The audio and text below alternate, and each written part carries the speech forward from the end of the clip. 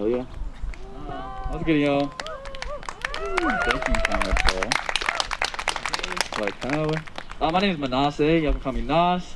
Chief Nas. I'm Chief of Political Education and Culture for the Black Hammer organization. We are a revolutionary organization composed of poor. Can y'all hear me okay? Yeah. Cool.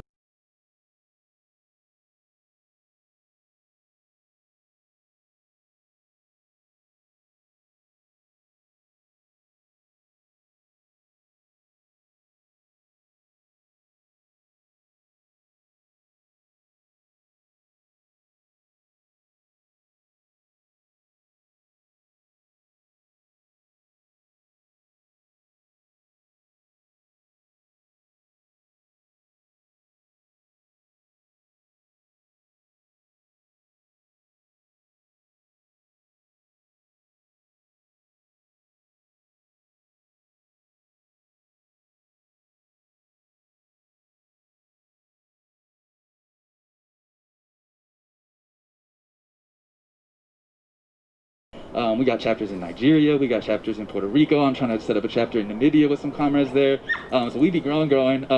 We listen to the masses of our communities, right? We listen to our problems, bring revolutionary analysis, revolutionary plans of action, move on those plans of action with those communities, identify leaders from within, right? And kind of keep that cycle going. Again, it's all about revolutionary self-determination for poor, working class, Black, brown, Asian, indigenous peoples. We are the ones to lead us into a new world where nobody has to live at the expense of another. So that's what we're all about, Black power.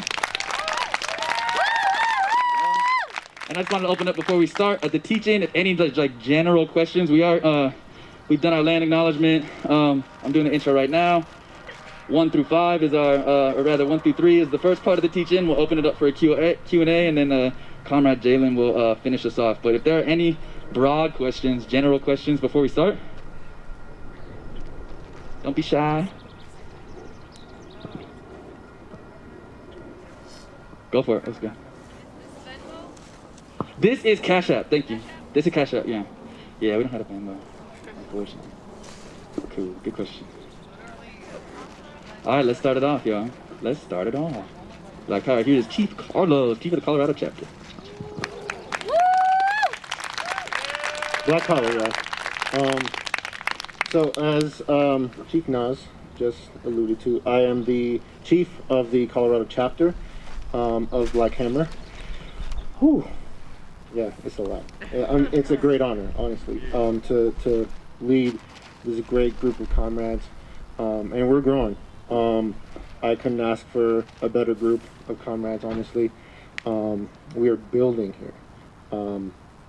Now, it's also an honor to be here, like, doing this teaching in Aurora, a place where I've grown up. I've gone to school here since, like, 5th grade, and I've been teaching my ass off since 5th grade. I've been teaching my ass off here in Aurora since, like, 2015. So, I see this as a continuation of that work of, you know, again, teaching my people. It's very, very near and dear to my heart. So thank you all for being here. I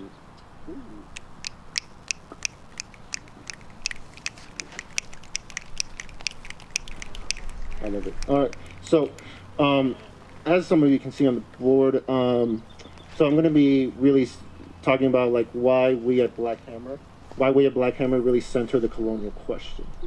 Some of you might have some like basic understanding of like what colonialism is. Before we dive into that, however, I do want to talk about some terminology that we use at Black Hammer. So we refer to ourselves as colonized. So when we talk about being colonized, we talk about Black, Indigenous, Latinx, Asian people here in the United States. Across the world. And across the world, honestly, yes. So that's what we mean by colonized. So when I refer to colonized people, that's who I'm talking about. Now, neocolonial. Now, these are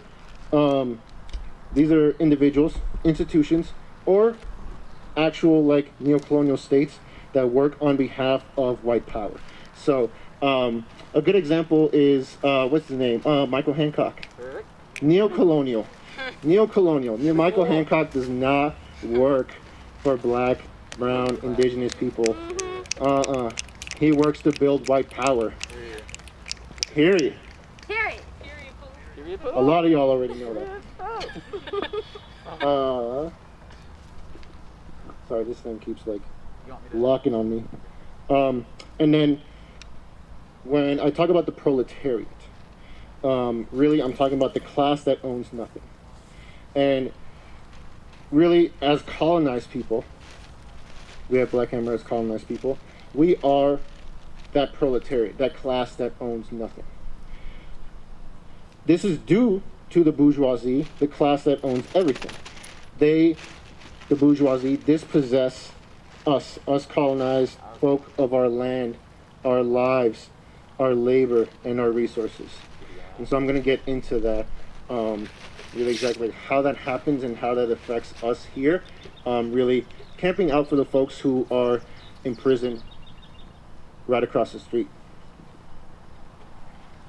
So I'm going to begin with talking about like the birth of U.S. colonialism. So really there's four big takeaways with the birth of U.S. colonialism. First, America, with a triple K, America was constructed from the ground up according to the nightmare vision of the settler bourgeoisie. Settler being Euro Americans who came here and invaded these lands as settlers.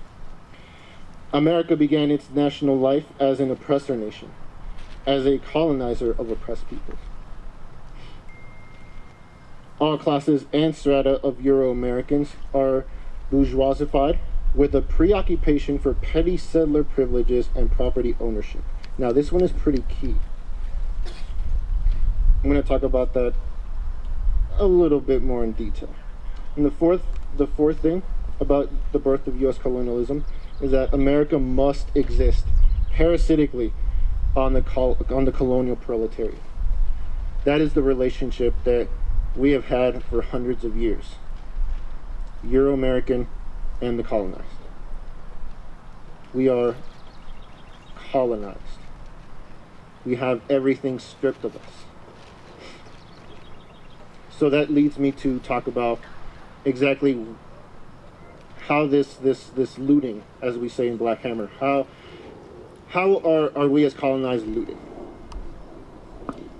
So, as I alluded to earlier, the colonized are robbed of their land, their labor, their culture, their resources, and ultimately their lives. This theft is at the hands of capitalism. So, really, it is through colonialism that capitalism is able to extract everything that it can from us colonized folks. Oh shit! We good. We good. I like spiders. They cool. We need Chief of Defense to come over here. Now, again, talking about this colonial, this looting, this theft. This colonial theft is the main project of the U.S. It is a continuous, ongoing project. A lot of people think, oh, well, colonization was just a thing that happened in the past. No, it is a constant, everyday occurrence. It is exactly what the United States was built for. So don't think for a second that it ever stops. And so we at Black Hammer, we say we can never stop fighting colonialism because colonialism does not take a break. It never stops looting us.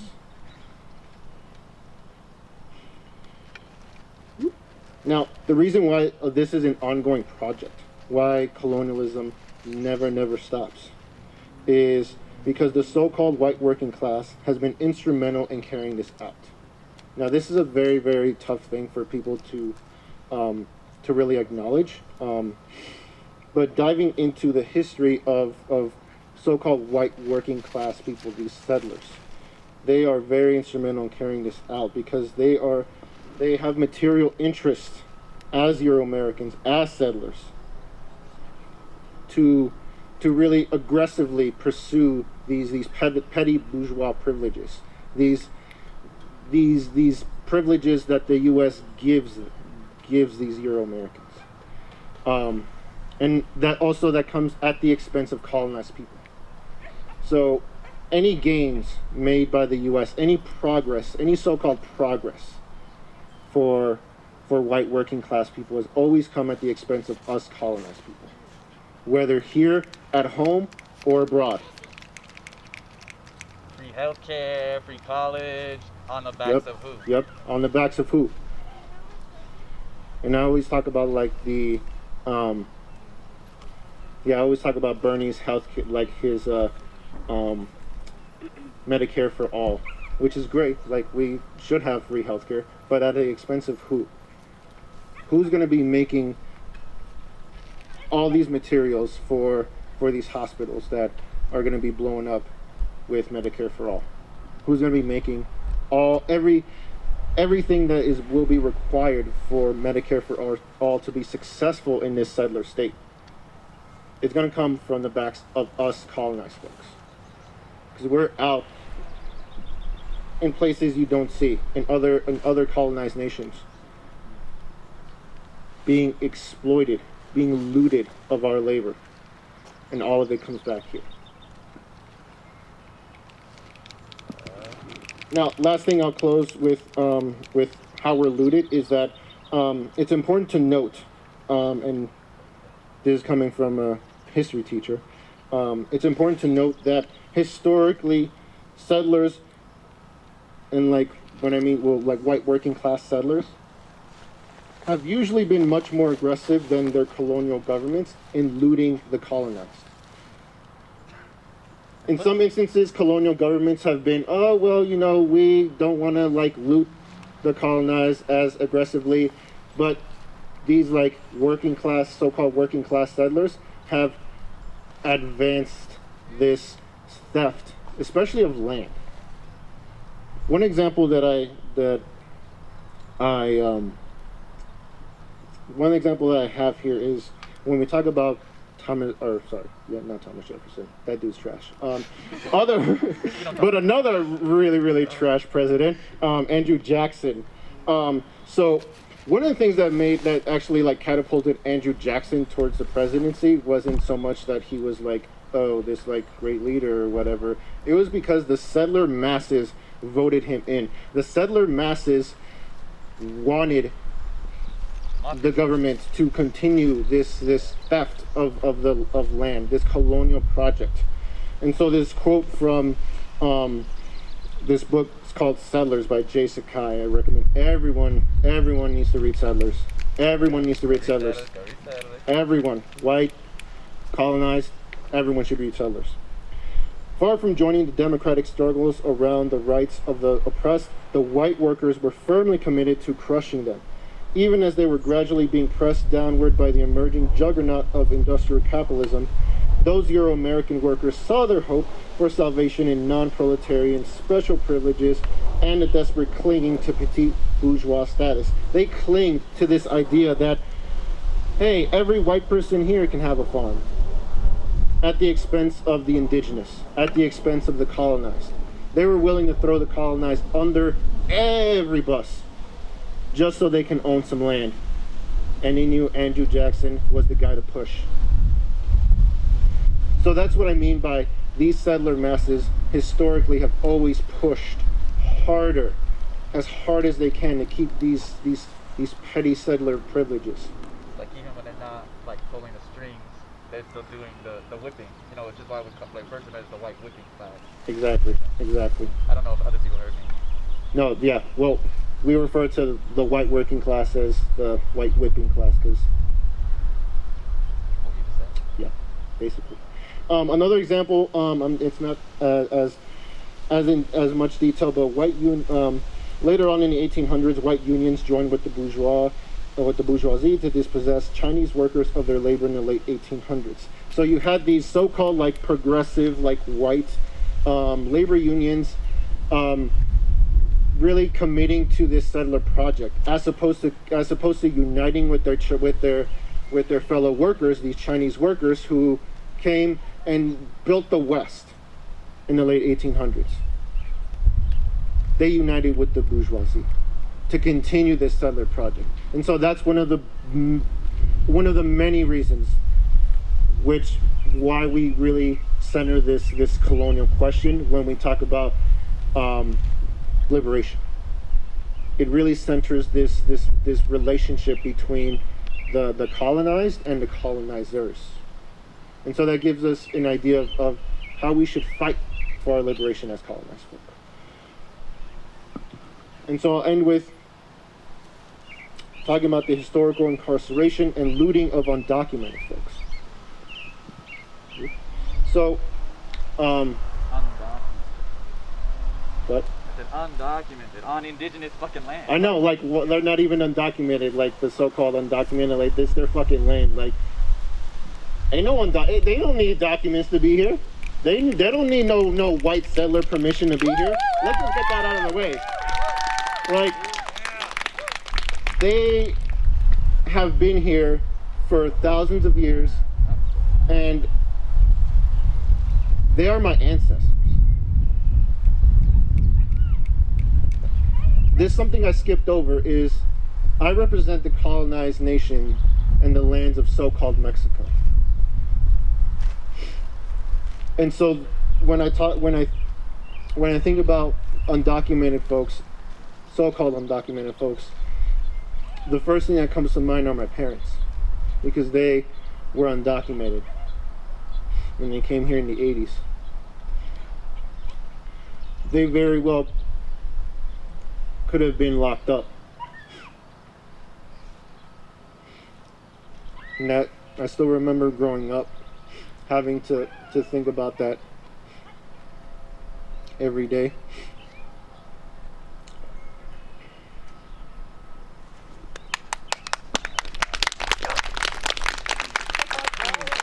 I know, fuck white power. Making my parents fucking scared. So, really in centering where we're at today, I talked about this colonial looting, this looting of colonized people. A lot of the folks that are in prison across the street from us are the result of this looting, these so-called fair trade agreements,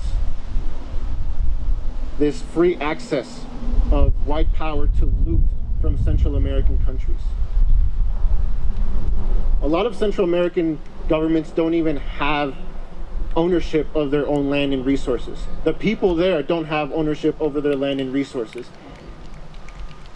That is a key colonial contradiction. They are looting the fuck out of Central America.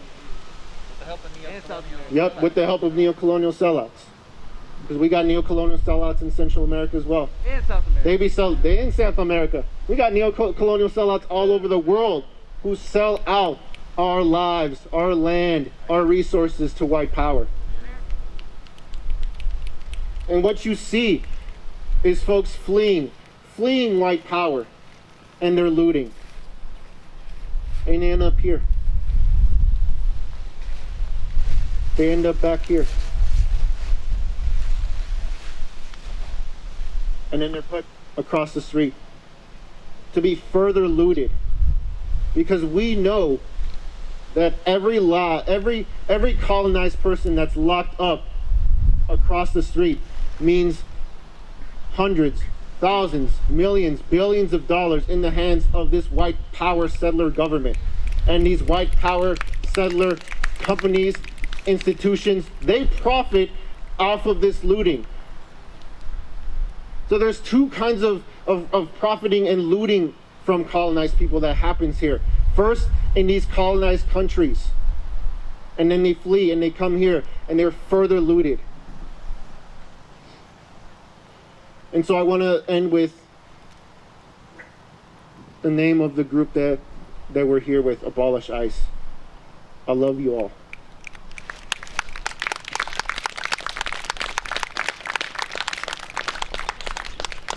When I think about abolishing ICE, I think about I think about what comes after abolishing ICE, because we cannot stop there. Abolishing ICE does not fix any colonialism. It does not fix capitalism. It does not set our people free ultimately. And so while we say abolish ICE, while we talk about abolishing ICE, we know that ICE is just yet another arm of white colonial violence.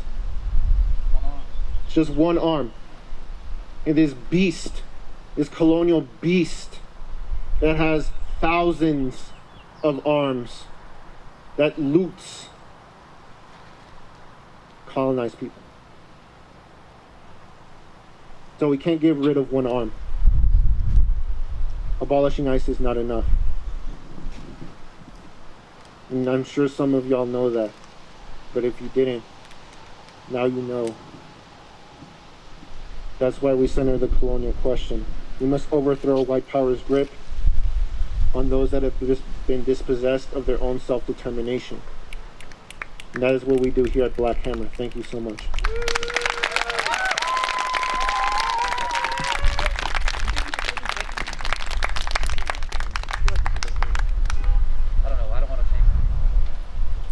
Are there any questions before we move to the next speaker? We're going to keep the questions brief. If anyone has any pressing questions before we move on, any pressing questions? Okay. Black power, yo. And fuck white power, right? Yeah?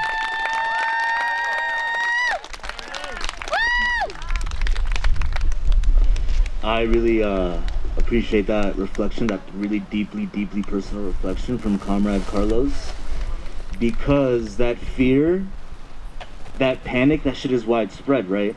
That fear, that panic, that is state-sanctioned terrorism. We gotta name that shit. It is state violence, and it permeates throughout this country, right? My parents as well, I relate to that super hard because my parents grew up undocumented, I grew up undocumented, and as a former DACA recipient, like, this shit runs deep. It runs really, really deep. So thank you, Carlos. Again, my name is Paul. I am a high school English teacher in Southwest Denver, and I'll frame this teach-in my segment with a little bit of the PE, political education, that I'll be reading for y'all today. One of my favorite things about Black Hammer is the fact that in a lot of our meetings, a lot of our committees, we center learning, right?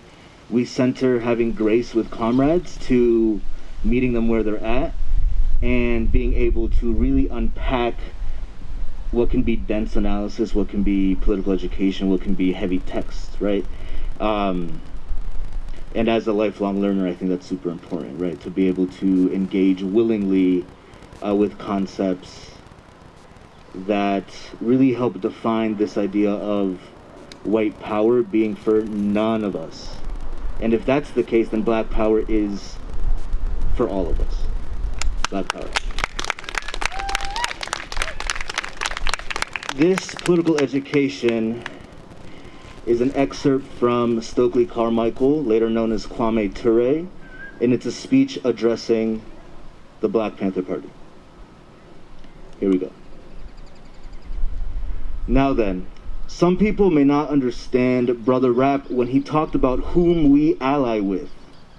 He said that we have to ally with Mexican Americans, Puerto Ricans, and the dispossessed people of the earth. He did not mention poor whites. We must understand that. I will not deny that poor whites in this country are oppressed, but there are two types of oppression. One is exploitation, the other is colonization. And we have to understand the difference between both of them. Exploitation is when you exploit somebody of your own race. Colonization is when you exploit someone of a different race. We are the colonized, they are the exploited. Now let us explain how the process of exploitation and colonization works. If I am Black and I am exploiting you, who are also Black, we have the same values, the same culture, the same language, the same society, the same institutions. so I do not have to destroy those institutions for you. But if you are of another race, if you have a different culture, different language, different values, I have to destroy all of those to make you bow to me. And that is the difference between poor blacks and poor whites. Poor whites have their culture, have their values, have their institutions. Ours have been completely destroyed. So when you talk about alliances, you recognize you form alliances with people who are trying to rebuild their culture, trying to rebuild their history, trying to rebuild their dignity. People who are fighting for their humanity. Poor white people are not fighting for their humanity, they're fighting for more money. There are a lot of poor white people in this country, you ain't seen none of them rebel yet, have you? Why is it that black people are rebelling? Do you think it's because it's just poor jobs? Don't believe that junk that the honky is running down. It's not poor jobs. It's a question of people finding their culture, their nature. They're fighting for their humanity, for their humanity, for their humanity. Black power, y'all.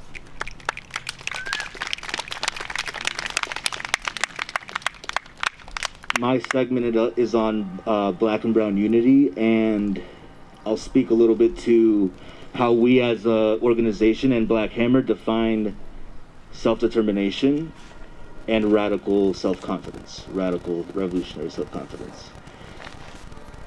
Something that I think is important for me to name is, in terms of black and brown unity, especially when talking to my students at a school that is about 90% Latino, is to be able to interrogate, to be able to unpack, and to be able to name the anti-blackness that exists between the Latino and Latinx communities, right? I think that's super important, because just like that state violence is generational, so is anti-blackness.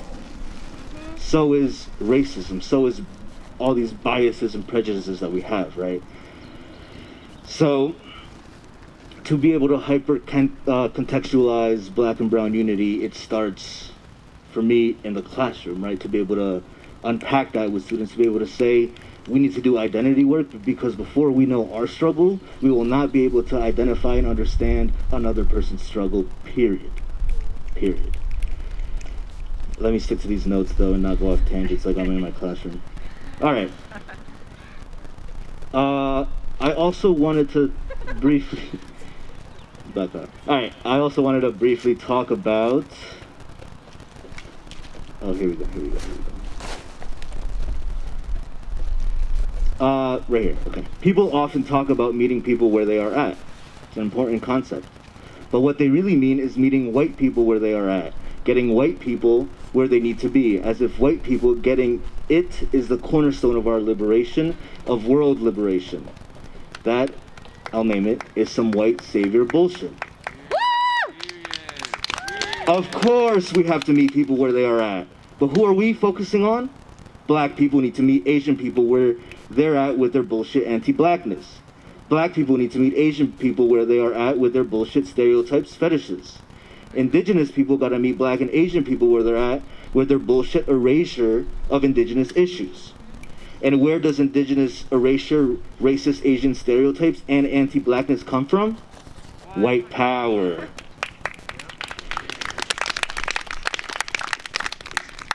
There's a saying in Spanish that goes, la policía, la migra, es la misma porquería. La policía, la migra, es la misma porquería. ICE, the police, it's the same crap. The recent, here we go. The hashtag Black Lives Matter has been heard all across the world, and huge changes are beckoning. Like many who have been killed or imprisoned from police brutality, those who have been deported or detained are ripped apart from their families. Although ICE does not have the same history as the history of the police, they uphold the same status quo in the US.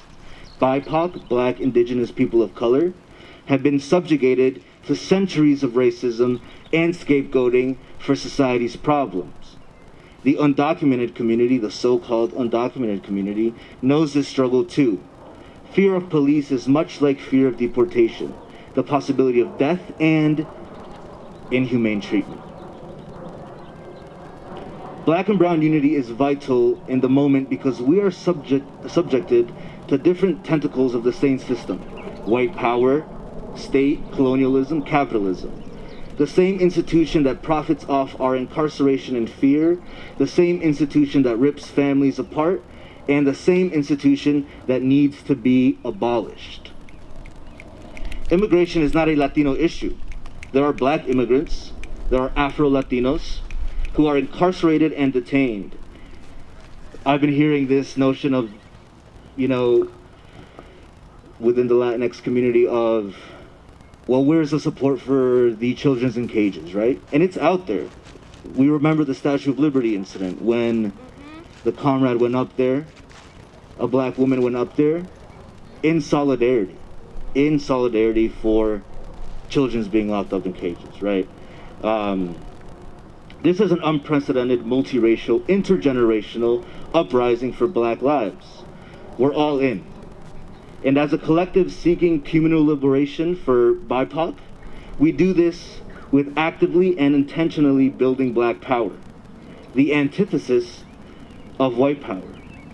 I'll say this one more time. If white power is for none of us, that must mean that black power is for every single one of us here today. Cultivating that self-determination to create new structures and systems ensures that none of us, as we've said before, lives at the expense of another. These structures and systems are crumbling. We can see that, maybe not materially, right? But we can see that they're weakening. And, I think it's important to know that racism as a concept, right? Like, when things are put up against the wall, that's kind of when they get louder, when they get more amplified, and that's when I think like that pressure is on, right? These racist institutions, these racist structures. And it's important to keep that momentum going, right? After the protests, after the cameras leave, after the hashtags die down, right? It's important to keep that momentum on white power, right? On these institutions. One way or another, history is being written.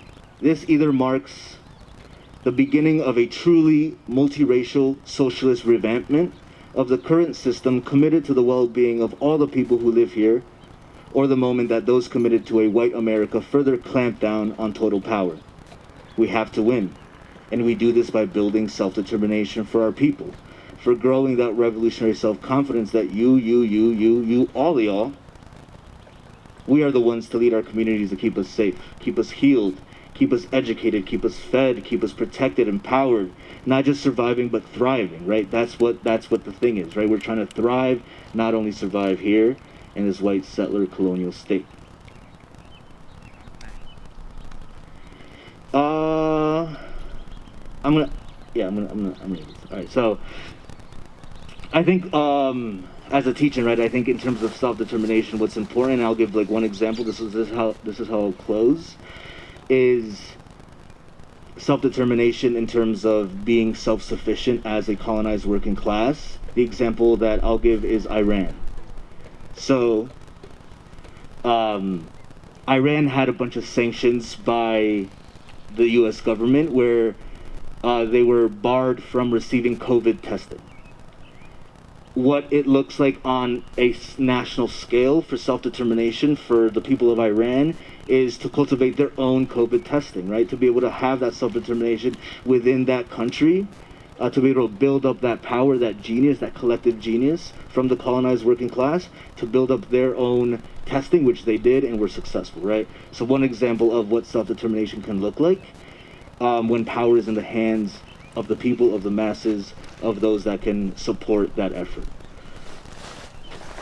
That is my bit, but I will hold space for any like pressing questions that any of us might answer. Yo, Paul, how has Black Hammer done something kind of like that with Iran?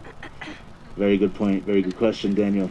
When we talk about self-determination and being self-sufficient, how we are providing materially for our people, for our black and brown communities, for Montbello, which is the hardest hit zip code in Colorado for COVID, is we've been out there on the streets passing out N95 masks to black and brown colonized individuals. Like, that is how we're doing mutual aid.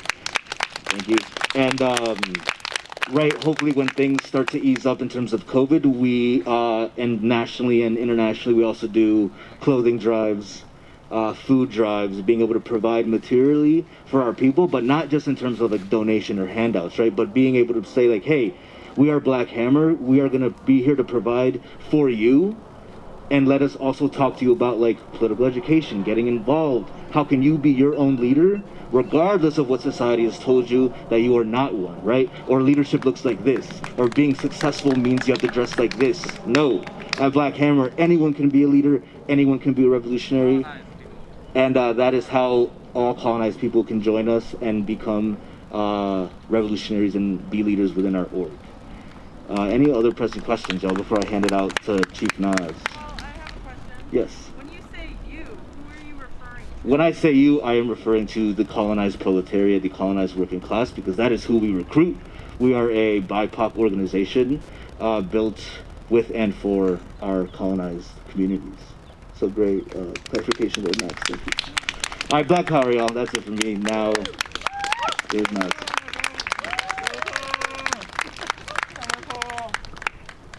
Killing it. Black Power, y'all.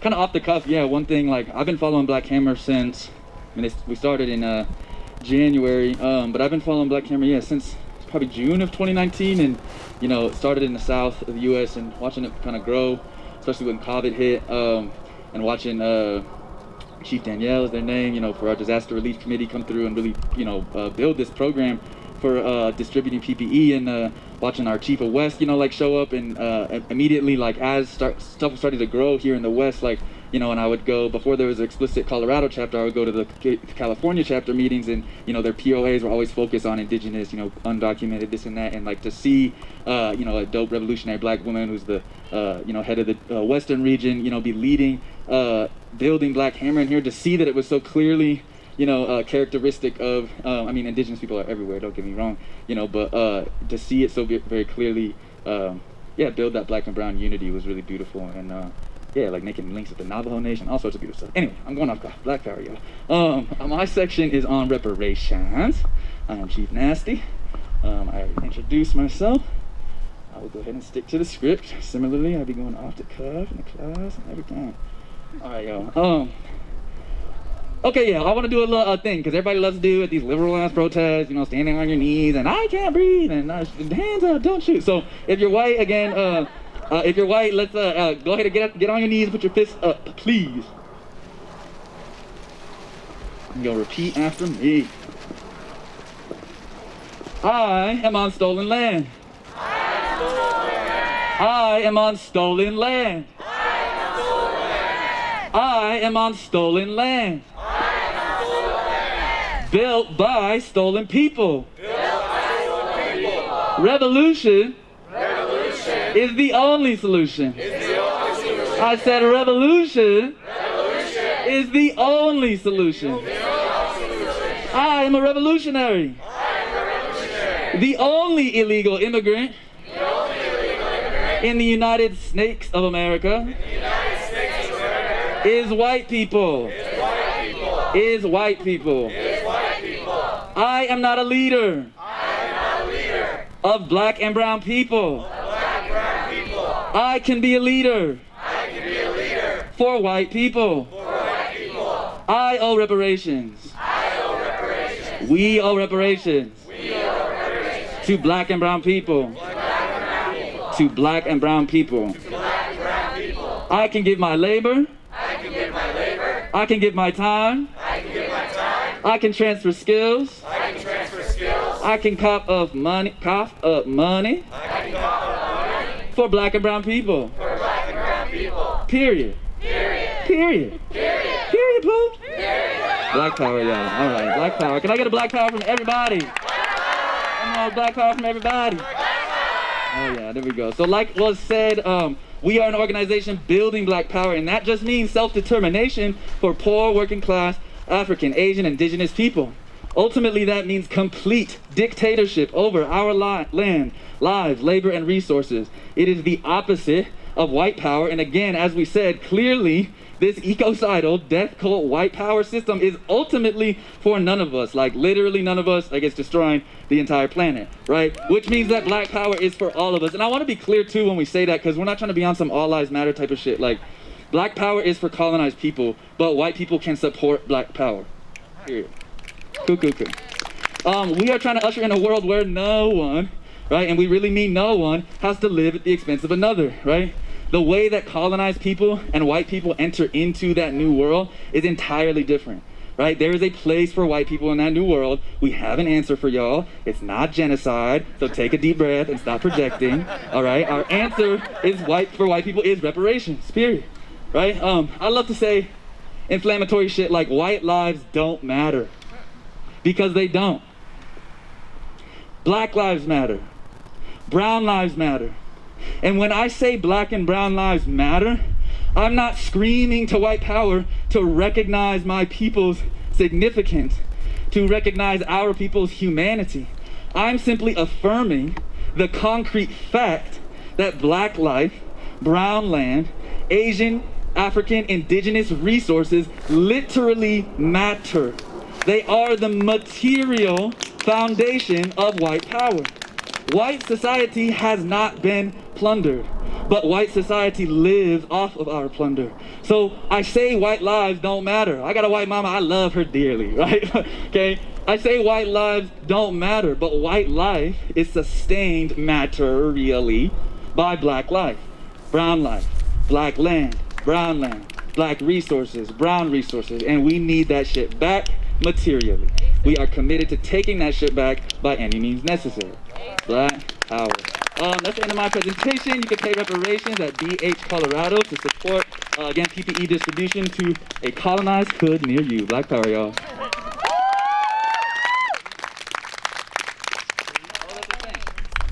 Yo.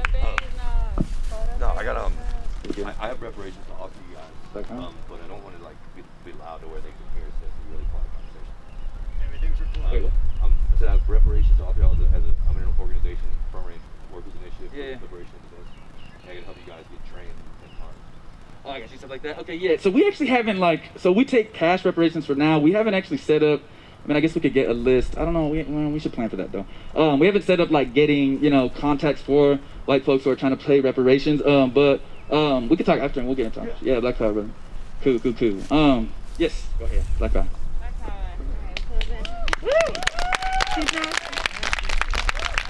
Alright guys, well, I just want to start out, I'm Jalen, she, her pronouns. I'm not as articulate or well versed as some of my comrades. I definitely did not write a script, should have.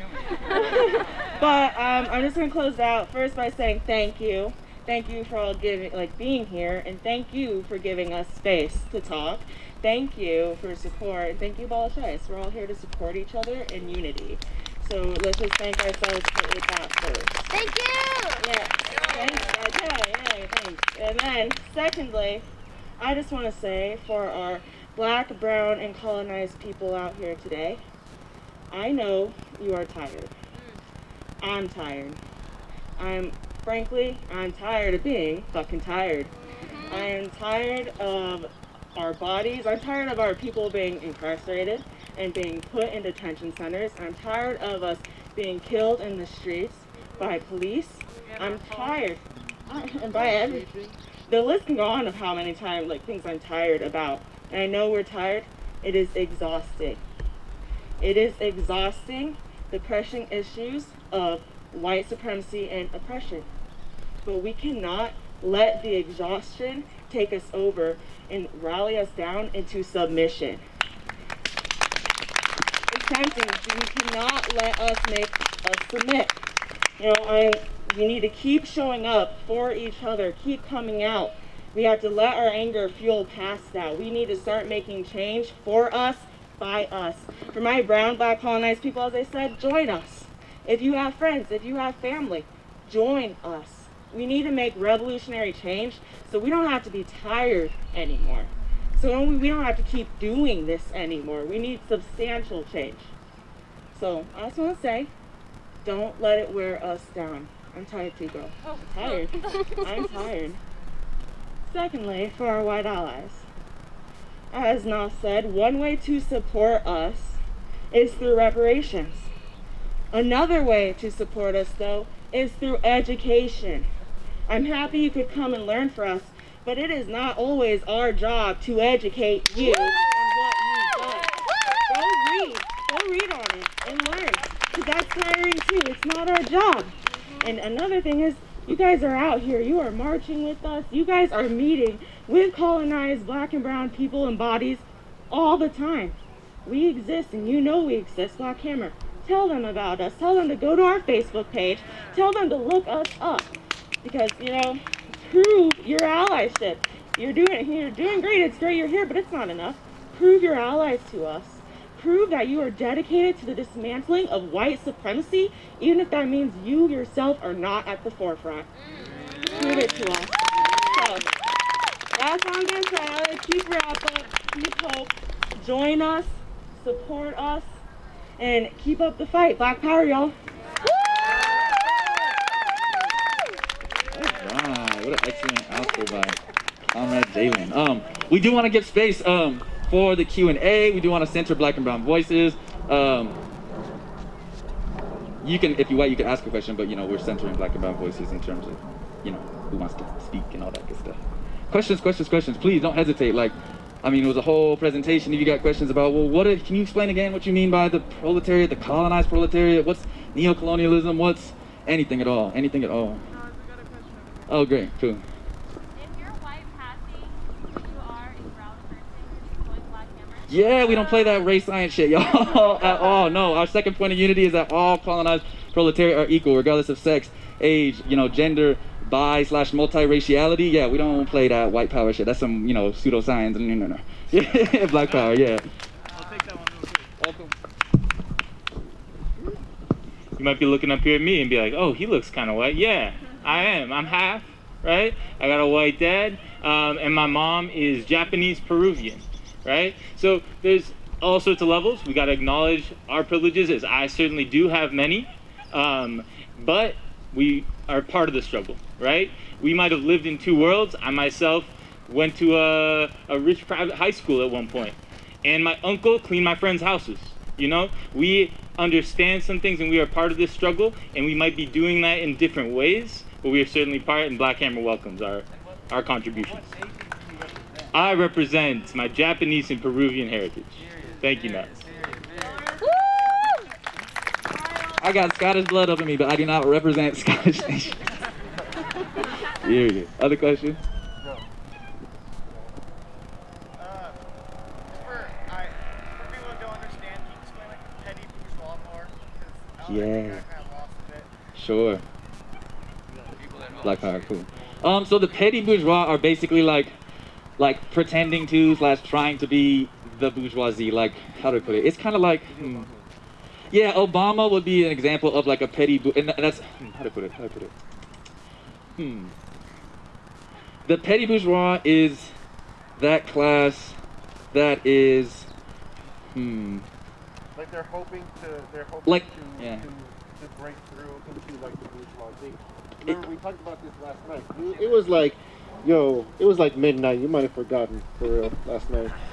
I don't know what she was doing. I wanted to fall asleep, but she kept talking.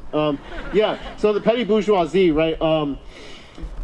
So these are folks that really hope to like break through into like the bourgeois class, really like have like be owners of like the means of production and be like those like colonizer like exploiters, so they can like extract what they all they can from the colonized. And one thing that again, we're like our third point of unity when we talk about neo-colonialists, like colonized can't be, the colonized can never really be, like, even like the colonized can never really be part of the bourgeoisie, like part of that white ruling class. Obama may have a bunch of this and that and all of these privileges and benefits really materially, yes, but if Obama's grandchildren can still get taught by racist ass cops, then how much is, where, does that make sense? Oh, I'm sorry. Y'all can't hear me, my bad. I was saying, our analysis in terms of talking about neo-colonial sellouts is that, like, people from colonized nations are never really part of and forming, like, this main block of the ruling class. Like, the main block of the ruling class is the white ruling class. Again, we have, colonized sellouts within our nations that are working for white power and, like, that are working for white power. But again, I was saying, like, someone like Obama, even as a sellout ass, don't get me started on Obama, but as he is, like, the fact that his grandchildren can still be murdered by this white settler state, like, speaks to, I guess, this question of, like, what really is that privilege even in the first place. So does that kind of answer the question about the petty bourgeoisie? You want to add on, please? I think like a simple way to put it is like the petty bourgeoisie is people who aspire to be the bourgeoisie, and so like you have like a lot of like middle class white Americans who like aspire to be like white millionaires, and that's like who the petty bourgeoisie is. They still like hold those same values and those ideals. They just like aren't in that class. Thank you. Other questions? Go for it. How does like stuff like Chinese colonization in Africa fit in, I guess, with sort of all of it? Yeah, good question. So, we understand that, like the relationship between, say, that's a whole topic, right? Like the relationship between China and Africa. Again, we're all about self-determination for our peoples, and we recognize that, African resources are not in the hands, African land, African labor is not in the hands of poor working class African people, and they do have these neo-colonial, like, states that cut these deals with, China, not in the interests of their people. So, like, regardless of the interests of China and, like, whatever their, interest is in, like, providing infrastructure and, trying to build some, type of alternative world power system as, U.S. imperialism is crumbling. Our fight is all, again, it centers that self-determination in terms of,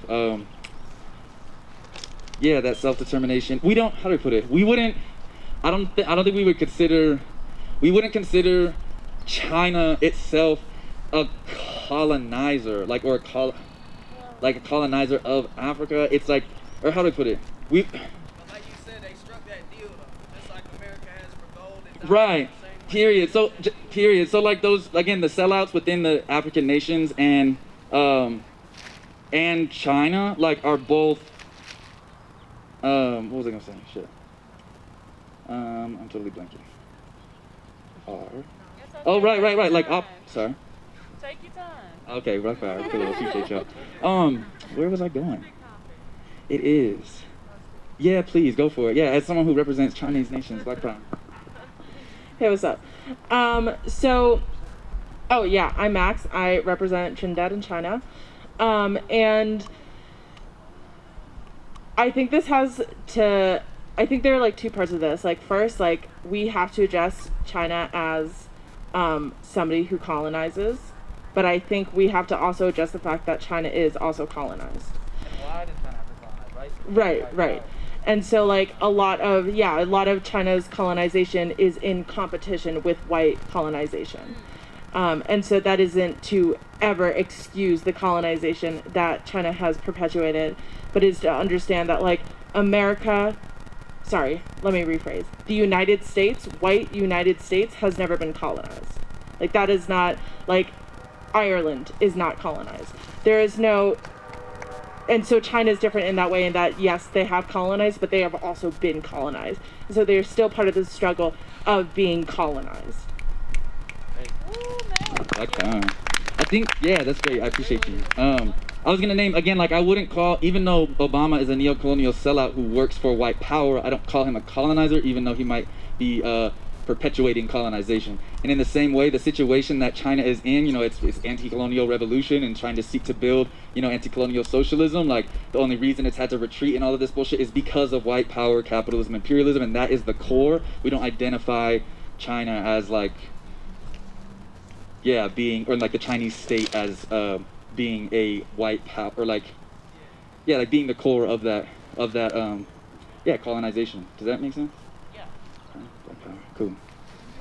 it is a whole complicated. You should check out hoodcommunist.org. So there's Black Hammer organization. Our chief, commander-in-chief Ghazi is in coalition with some other folks from the All African People's Revolutionary Party and Black Alliance for Peace. And it's a cool collective of African writers. So check out hoodcommunist.org. There's a great series there, a back and forth between it's a really good deep discussion. Back and forth. Look up China on Hood Communist. It's real good. Good shit. Yeah, Black Power. I did want to answer one thing. I feel like when we talk about, I feel like a lot of people, or at least on the left or whatever, have this understanding of the bourgeoisie and the proletariat. The bourgeoisie meaning that class that owns everything, that owns all the means of production, right? And the proletariat being that class that doesn't own. And just like in the PE that Comrade Paul read, even as we recognize that obviously, there are poor white people who don't own means of production, we have to ask, when we talk about the proletariat and the bourgeoisie, we have to ask where, when we're talking about, not owning the means of production versus owning the means of production, we have to ask where all those means of production were stolen from in the first place. There's kind of this way of wanting to think about the working class of the world as organically one unity, we just all don't own the means of production. But from the very birth of capitalism through colonialism, there's always been that difference between colonization and exploitation, right? The birth of capitalism is through colonialism. So it's our land, our lives, our labor that is the target, right? And then it creates this capitalist system that the white, whipping class, the white working class, whipping class, again, it's the settler project, are the byproduct and not the target. And so there's this way of trying to talk about the proletariat and the worker, just their body and their labor, because we as workers don't own means of production, but it's a different thing to be colonized. It's a different thing for this whole system to be set up on, the complete stripping of our entire societies, our entire cultures, our histories being ripped. So just to re-emphasize that difference between the proletariat and the colonized proletariat. Another point too, when we think about the proletariat, I think it's usually that class that doesn't own the means of production, and then therefore the proletariat is the class to seize it back, right? So when we say we are the colonized proletariat is the true proletariat, we're talking about that aspect. We are the ones to lead us towards seizing these means of production because they were our shit. It wasn't based on white land, white labor, it's not the backbone of it. So Black Power. Whew, I'm out of breath. And then you just suddenly pass it off to me. You want the mic? I got a question. I got a question for all the colonized folks in the crowd.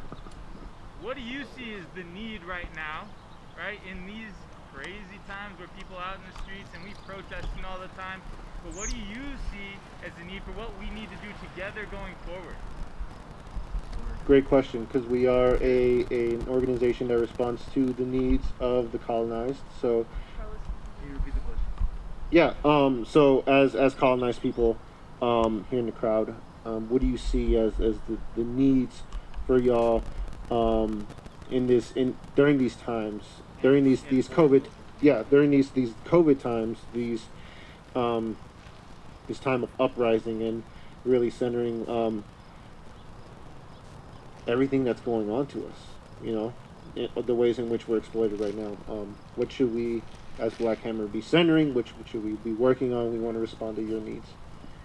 I don't know if this will reach, so let's try this.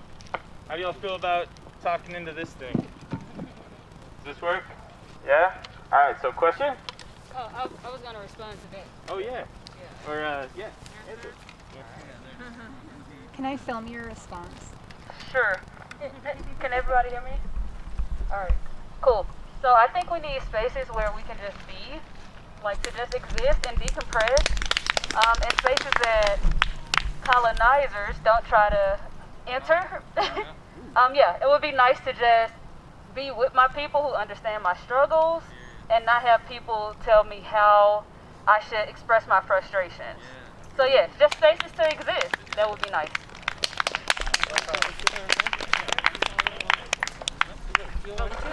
Oh no, I'm good. Oh, I thought you I'll do it. Hello? Okay. Can you hear me? Oh, press the side thing on that. Hello? Okay. I think like you guys have been doing with the masks, that's awesome, but like we definitely need free testing centers like in our neighborhoods that we can trust, that aren't endorsed by politicians who are like working hand in hand with the popo and shit. And I think, I don't know how, but we definitely need to combat voter suppression, because like how are we gonna get to vote for the things we need if we're constantly being harassed and tricked and lied to? And not to say that voting is like not reliable either. It's not like we elected this president, but yeah, I think those things are important. And just in general, really focusing on uplifting the most marginalized in our communities, which include the homeless, the elders, and all of our trans brothers, sisters, and siblings. So that's my piece. We did have a follow-up question.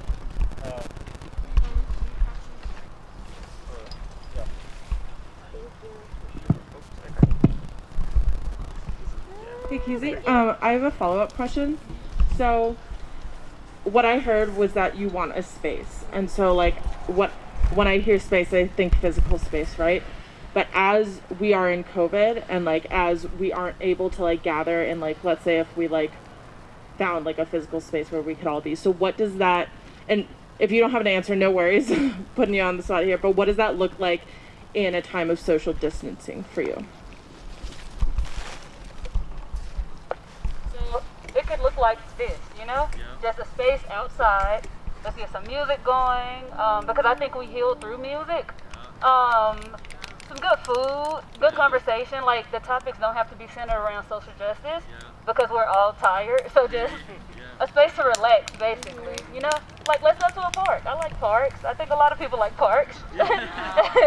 Yeah, so let's do that. And maybe, like, I don't know how this would work with, like, social distancing, but like maybe like some therapy pets, like dogs. Dogs soothe me. I know they soothe a lot of people. So if we could have like an organization who works with them to bring like two into the space and just chill. Yeah.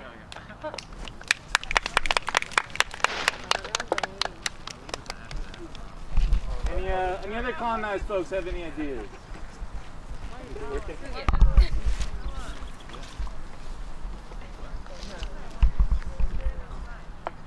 I was just gonna, I'll hand it over there, and just to respond, I love that suggestion. In fact, we're gonna be doing that tonight. Us Black Hammers camping out here tonight. We'd love for you to join us. We got some tents already set up, and we're trying to build a lot more of those spaces, and therapy involved too. Like Black Hammer has their own therapist. Our own girl. Our own, yes.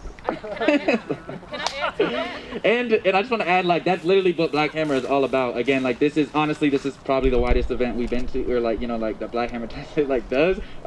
We focus on colonized people and colonized spaces. You know, join Black Hammer. You can come to our amazing little Zoom calls that we have from people all over the world, and it's such a healing space. Like, you know, sometimes our meeting is like 3 hours, but it's not just another 3-hour meeting. It's a whole nother different type of space that be, you know, with other young, revolutionary, bunch of queer, nah man, what the fuck is up with y'all? You know, leading that, you know, them after parties, we be out here. So yeah, come check us out. It's good space. It's good healing. We got healers within our people. We have educators. We have doctors. You know, we need. That's the whole point, right? We have the knowledge, the skills, the expertise to provide for our own people, and we got to build that self-determination apart from, you know, so that we don't gotta, you know, rely on trying to, you know, these little concessions with voting and such a thing, you know. So Black Power, appreciate y'all.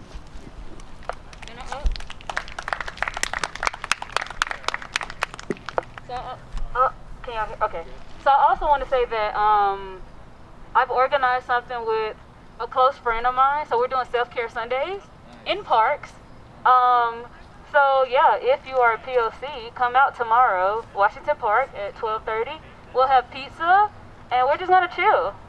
Hell yeah, Black Power. Yeah.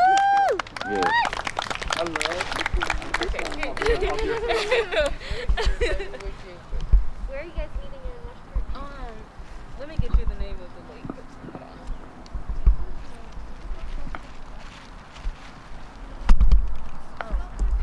I think one of the things that I would really Sorry, could you speak up a bit? I think one of the things that I'd really like to see is when employers are saying that they're equal opportunity or they're doing inclusive training, it's not maybe just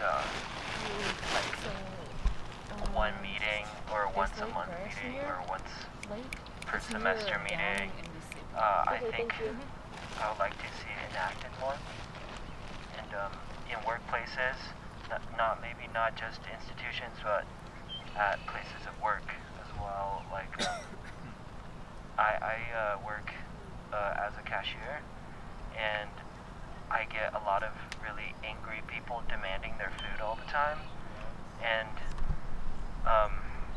sometimes I feel like they just look through me and see me as the register that I hand them their money and they get their food, and no thank you, no eye contact, nothing, and it's very dehumanizing, and I get that a lot from the place where I work, which is mostly white. Customers are mostly white, the owners are all white, my coworkers are mostly white, and I'm not sure where equal opportunity and inclusivity plays in all of that. So I'd like to see more of that.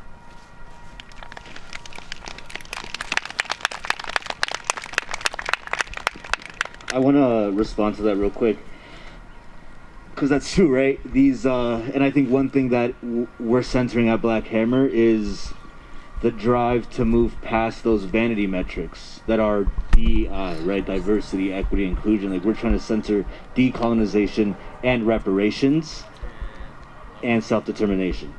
So yeah, for sure. Any other comments or questions?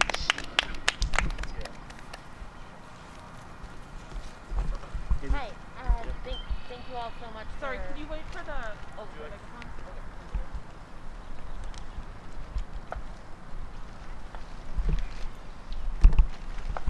Hi, thank you all so much for your time and for the training. I was wondering, what would you say is the number one like organizational want or need that Black Hammer, Colorado has that settlers and colonizers could help support?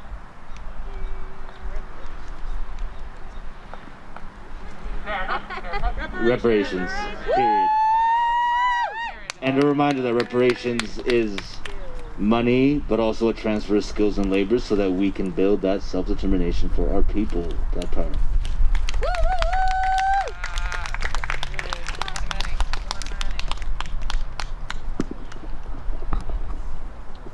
And like I said, reparations number one, but if you come in contact with colonized people, tell them about us, tell them where they can get resources. You know, you're not representatives of us, but direct them.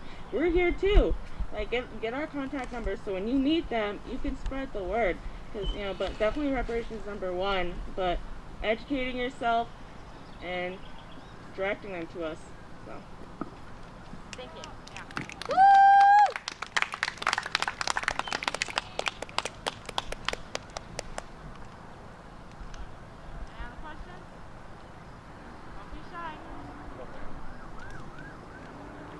You want to try it? What? You want to try young? I got We should. Sorry, just a reminder that we should always use the mic or the megaphone because some people are hearing impaired.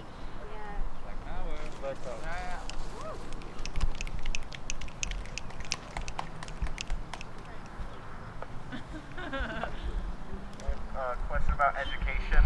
Other than like the usual people, is there any like specific books or YouTube, whatever that you would like us to access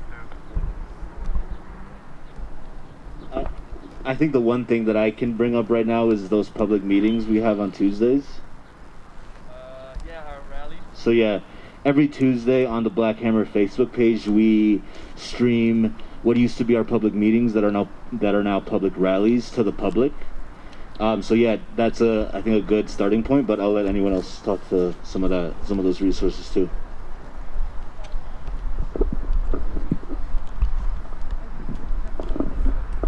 So one thing I mentioned during my piece, and I'll say again, which has really transformed my teaching in the classroom, the content, and really just the analysis that I give my 10th graders, is that book Settlers by J. Sakai.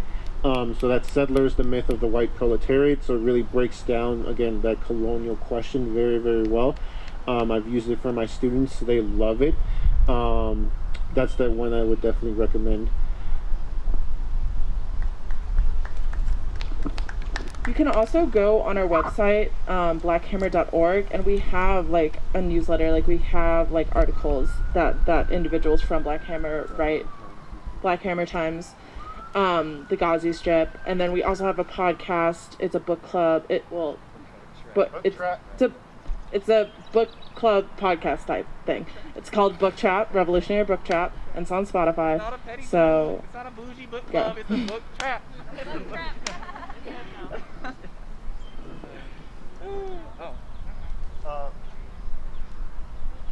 Chief Nas, since you're the head of the chief of Tech Command, what book are they reading right now for that revolutionary book trap? Yeah, so for our revolutionary book trap this week, we got Chief B doing Fire from the Mountain by Omar Cabezas. It's about the anti-colonial struggle in Nicaragua, the FNSL. Am I fucking that up? Yikes, self-critical. But the revolutionary anti-colonial struggle in Nicaragua, Fire from the Mountain, with Chief B. It's going on right now. Black Power. Can I get all the hammers? Yeah, Black Power. Should we wrap up? Yeah, are we wrapping up? Yeah. Cool. Yeah, we gotta wrap up. Should I do our little We Are the Hammer chant? No, I don't think we got time for that. Actually, let's do the meeting and then you can do it. Just quick meeting. Black Power, cool. We'll take 10 seconds. Quick, we're just taking a quick minute, y'all, to check on the situation here with cops rolling up.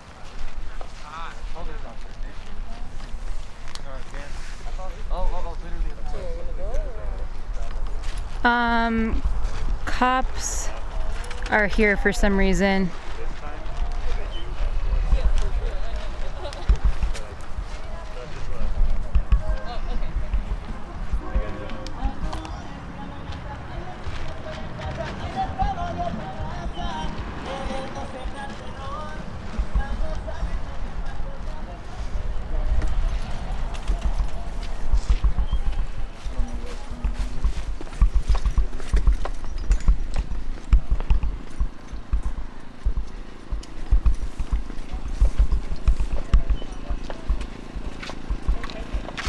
What's happening? Is it just an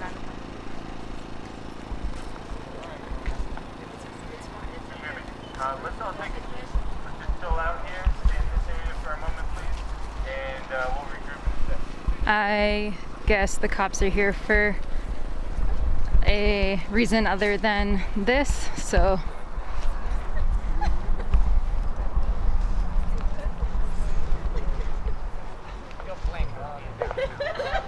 Just a heads up, there's a missing child among us, and that is why the cops are here, even though they're not here to protect us. So. We can't hear you, Em. It's a completely separate reason. Completely separate thing.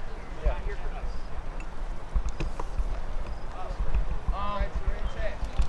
What up? We're good. We're good. Black Power, y'all. Should we end with our chant? Black Power, y'all. Alright. No, let's do it after that. Yeah, it's just like Okay. Oh yeah, repeat after me, y'all. Everywhere we go, people wanna know, who we are, so we tell them, we are the hammers, the mighty black hammers, here to tell you, we need black power, self-determination, for our people, whites pay reparations, to our people, we are the hammers, the mighty black hammers, we are the hammers, the mighty black hammers. Black power, y'all. We're all done. Appreciate y'all. Black power. Reparations. Don't just come and get that political education. Pay reparations to BH Colorado. If you are white, if you are black, brown, Asian, indigenous, please come and talk to us. We'll probably come talk to you and get you signed up, or at least on our contact list. Another thing I do want to mention, we are a mass organization. We are not a party. So like, we kind of operate as a party at the chief's level because, we got chief of, Colorado chapter, chief of political education and culture, chief over here. And so we kind of operate pretty strictly as a party in that sense, but it's a mass organization, meaning like, our mission statement is that, we understand that our labor is being coerced to build for this white capitalist colonial state, but it can be redirected to build for something noble, which is, service to our people. But that's not just something you either commit to or not. And, it's like you're in and now you're professional revolutionary your whole life every day type of thing. So yeah, it is a mass organization. Some people join and they're, pay dues. Some people join and they don't. Some people join and they come to a meeting here and there. Some people join and they come to an event. Some people join and they get, resources, PPE. Some people join and get a little political education. Some people join and join the membership committee and da-da-da-da. So just, y'all get what I'm saying. It's all a voluntary basis, and yeah, we're a mass organization building Black power. Yeah, so, sorry, just one more thing. If you are a person of color and you need or want a KN95 mask, we have free ones here. So please do not hesitate and come up. These are a lot more effective than a surgical mask or a cloth mask.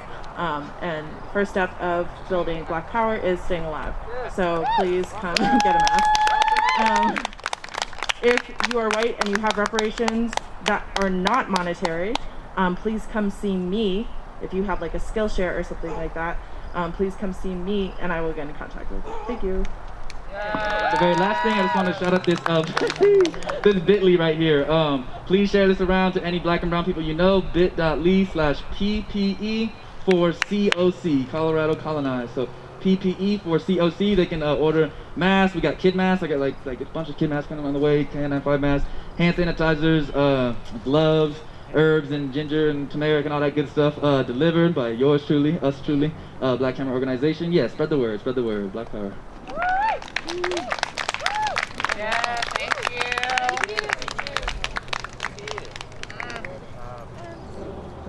Is any Abolish folks here? We still doing the vigil at 8?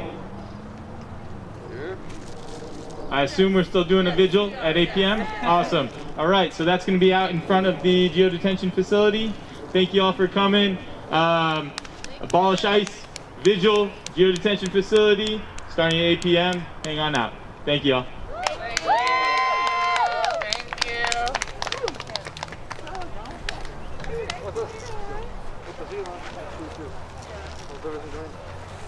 You got it? Alright, I'll let you figure it out.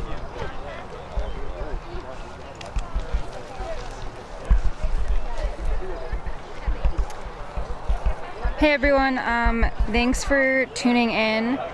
This is Alex with Unicorn Riot. I've been streaming from Aurora, Colorado, outside the Geo Group's ICE jail. Here, the capacity of the jail is 1,500, but there are about 500 people in there currently. There has been, well, just now I streamed a teach-in by the Black Hammer organization. It's a nationwide group.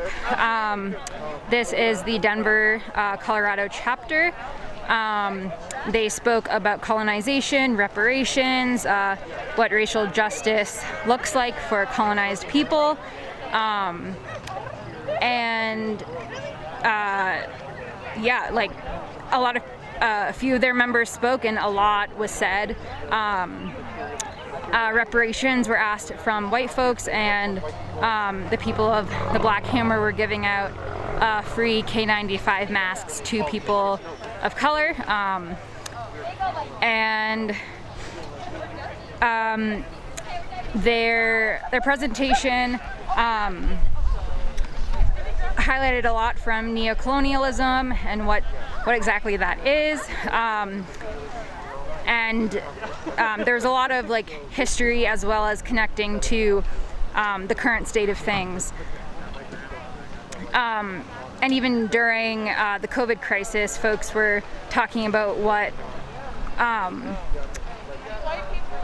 like racial justice and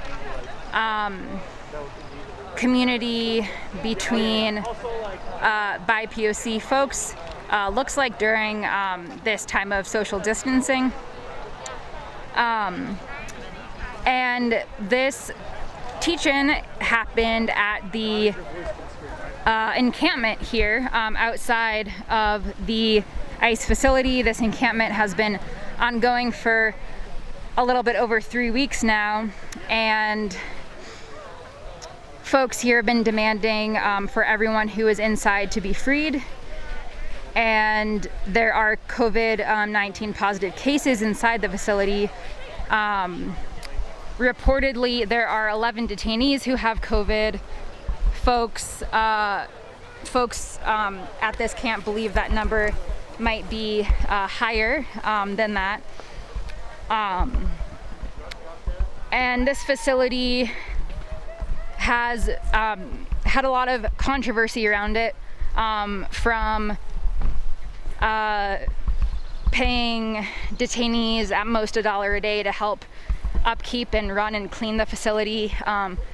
Keisha, who has been staying at the camp, who we talked to in the stream earlier today, her husband is inside the facility, and he has been one of those workers working for $1 a day, helping clean with harsh chemicals, and they don't always provide masks and gloves during the cleaning with those chemicals. Keisha let us know about that.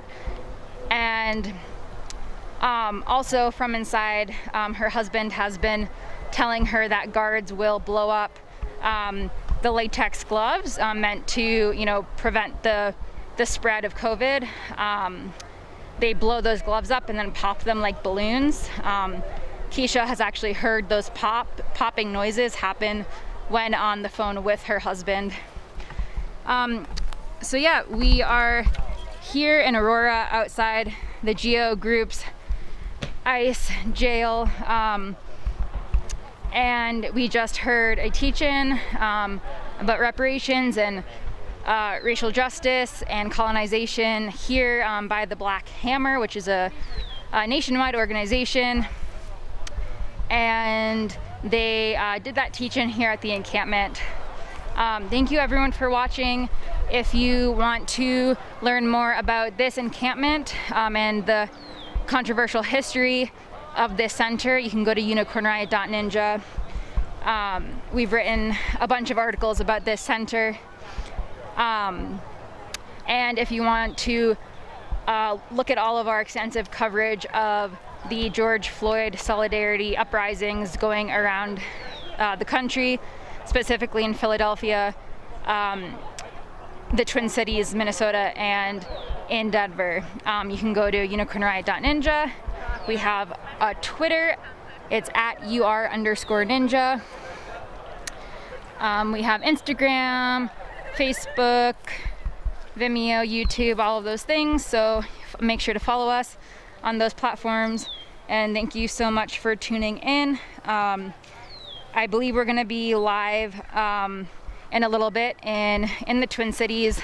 So stay tuned for more live coverage from us at unicornriot.ninja. Thank you so much, everyone.